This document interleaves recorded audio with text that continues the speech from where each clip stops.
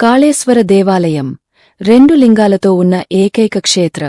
తెలంగాణ రాష్ట్రం జయశంకర్ భూపాలపల్లి జిల్లాలో గోదావరి నదీ తీరాన ఉన్న కాళేశ్వరము అనేది అత్యంత పవిత్రమైన పంచలింగ క్షేత్రాలలో ఒకటి.